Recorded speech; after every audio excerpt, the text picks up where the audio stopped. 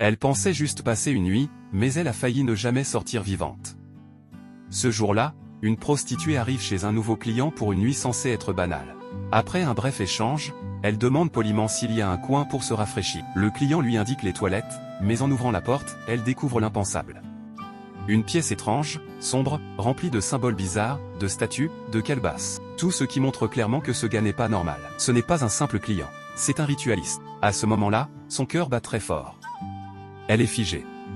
Soudain, elle entend la porte d'entrée s'ouvrir. Le client est de retour. Il la voit devant la porte des toilettes et lui demande froidement « Qu'est-ce que tu fais là ?» Elle répond d'une voix tremblante « Rien chef, je cherchais juste la lumière. » Elle comprend que sa vie est en danger, mais elle ne doit pas paniquer.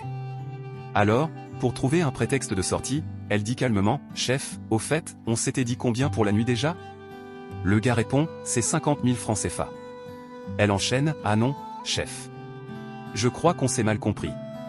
C'était 500 000 francs CFA. » À sa grande surprise, le gars sourit et dit « Pas de souci, je te donne même 1 million de bonus. » Là, c'est la panique silencieuse dans sa tête.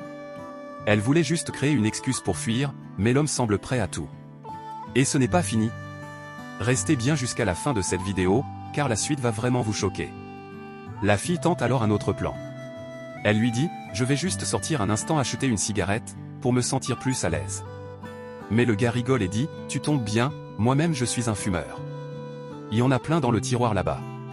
T'inquiète. » Elle sourit faussement, mais à l'intérieur, elle hurle. Alors elle tente encore « Bon, je vais chercher à manger avant qu'on ne commence. » Mais encore une fois, il répond « Dans cette maison, tu as tout. Cuisine remplie. Ne te dérange pas. » Là, vous sentez la tension, n'est-ce pas? L'ambiance devient de plus en plus lourde. Dites-moi en commentaire, à votre avis, est-ce qu'elle va réussir à s'échapper? Continuons l'histoire. Le gars finit par lui dire « J'ai oublié d'acheter des préservatifs. Je reviens dans 10 minutes. » À peine a-t-il claqué la porte que la fille se met à trembler. C'est peut-être sa seule chance de survie. Elle cherche une issue. Discrètement, elle ouvre la première porte, puis regarde dans le salon. Rien. Elle avance, ouvre une deuxième porte et s'élance à toute vitesse. Mais est-ce suffisant pour échapper au sacrifice?